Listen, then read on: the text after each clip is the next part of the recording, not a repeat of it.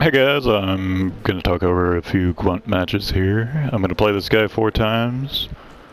I don't know what deck I'm going to start with. And apparently his deck is not always the same. I'm not really sure what dictates that. Maybe a response to his inquiries or something. And this is mainly just to practice talking over Gwent. Since I'm going to be talking over the Gwent main tournament in the main game at some point, and there might be another tournament in Blood and Wine, who knows. So yeah. I'm not very good at talking about Gwent because most of the plays are sort of like a mathematical certainty. The game is easily solved. It's been years. Allow me to introduce And I guess we'll just bypass the blabbing. He says Nilfgaard to me right now. Nilfgaard is definitely the best deck in the game, so it's interesting that he says Nilfgaard. Though Northern Realms is virtually the same. I guess we could ask a different thing.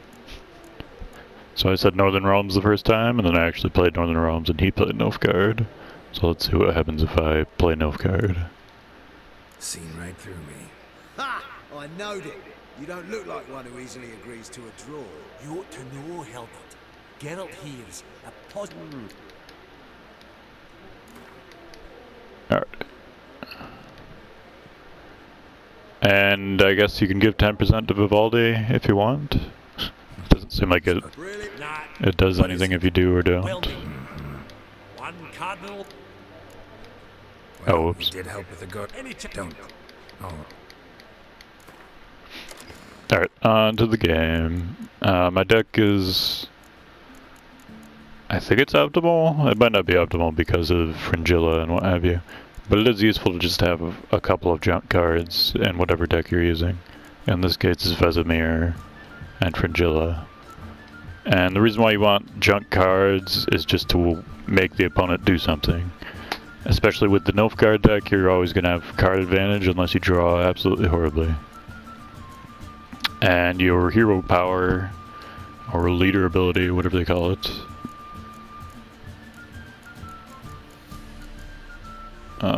Square. That's the button. I don't have this one yet. Well, I might on a different character. Or on a different save file, but I'm not on this save file. This ability basically lets you reuse a spy a second time, and you don't have to use a decoy to do it. Because you just play a bunch of spies on their side of the field, unless they decoy literally everyone, and you're not able to replay them yourself. Then you get another free spy back.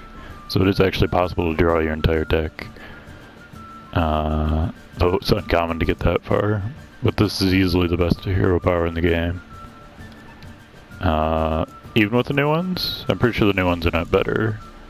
They're all pretty good, but they're not better than this one. So that, in addition to having 3 spies, is why Nilfgaard is most certainly the best. Almost certainly the best. Northern Realms has a higher potential as far as how much damage you can put on the field, but that doesn't necessarily matter. What matters is card advantage. And nothing is better than Nilfgaard card advantage. Alright, it looks like we're gonna draw shitty here. But we did get 2 spies, okay. So as long as our spies draw the other spies, or decoys, then we're fine. He's playing Nilfgaard, which is what he was playing the last time, so maybe whatever he plays is determined before you get to this point in the game. Alright, because he played that spy, we'll be able to revive it on the following turn. And, well actually we can play it right now, since we have decoy. But we did get Shillard from that, so now we have 1 more spy to draw. Be pretty lucky to draw it here, but we did not get it. There's Gaunter. I think Gaunter is only good in the Scoia'tael deck, because Scoia'tael is the worst deck in the game. And they could use another musterish type ability, whatever this is called. It is muster, okay. And the best Scoia'tael hero power, or at least the best one out of the original 4, is the one that is a Commander's Horn for ranged. So obviously having A muster that gives you 12 with attack of ranged units is useful. Alrighty, so the debate now is whether we use the decoy on the spy or we wait. Because if we wait, then we can revive the spy on the following turn. But it's not guaranteed that he'll play another spy in the first place. So what I'm going to do is fish and just play junk, see what he does. Okay. I'll do one more. Well, actually we could just nuke him with Villager Mirth. That's one way to go about doing things. Hopefully he doesn't revive it. He did revive it. So now our decoy decision is made much easier.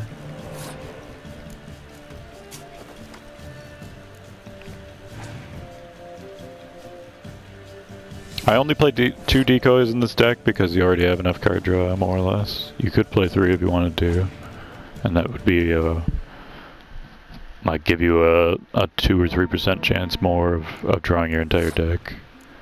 That seems like the worst Commander's Horn of all time. Okay.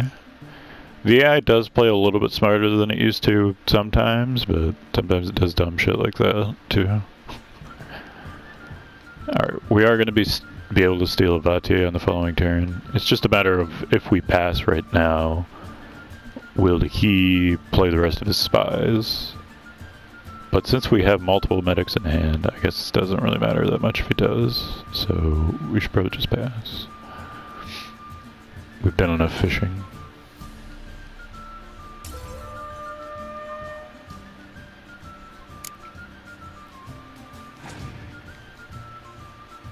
Alright, Geralt. And I think the first thing to do is do the steal. The hero power does waste a turn. Well, most hero powers waste a turn. Some of them don't. They have passive effects. I'm not sure what happens if the tie happens between Nilfgaard and Nilfgaard. I think it's like a 50-50 who wins. So we don't necessarily want to bother with that right now. But we can certainly draw some cards. Oh, he has the random shit, right? I'm not sure. Oh, okay. So the way this hero power works is it makes your medics random, which is a little bit negative, but heroes ignore it. So if I play this guy, Menno is one of the best cards in the game. Even though he has that hero power, I can just ignore it and play this instead. And we did get another spy.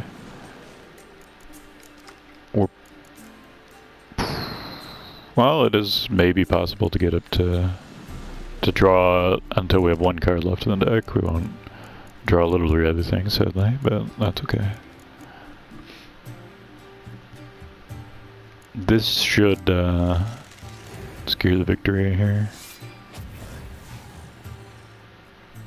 Yeah.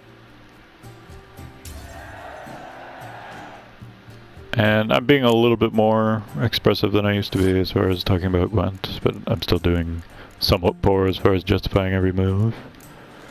We have to win this round no matter what, so it doesn't really matter what we do. We can just play every card, and eventually we'll win. We've pretty much already won, barring a horrible disaster with Scorches, maybe.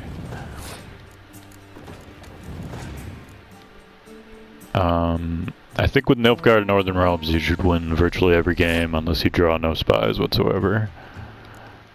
But with Northern Realms you can also, or with Nilfgaard you can also just get spies from the opponent. No spies and no decoys, I should say, in case the opponent plays spies. But you'll have, at least my deck has 4 spies and 2 decoys and the hero power.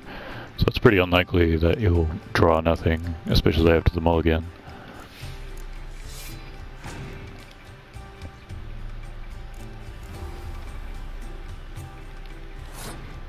As far as Scoia'tael and monsters, it's against a strong Nilfgaard or Northern Realms deck. It's probably like a 40% chance that you'll win if the opponent plays perfectly. But usually they screw up something along the way, and that makes it easier. At the end, I kind of just play everything to see how big the number goes. It's our version of the Hearthstone BM properties, everyone's favorite.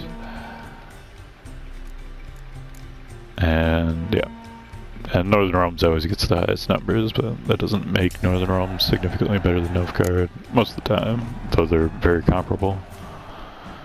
So that's it for this. Unbelievable. Nilfgaard versus this guy. He does give Gondor Odim as a reward, which I already have on the main save. I've held it. Before Geralt takes a mind. Oh. And yeah, thank you for watching. I'll be back shortly with another one of these. Honourable gentlemen, the auction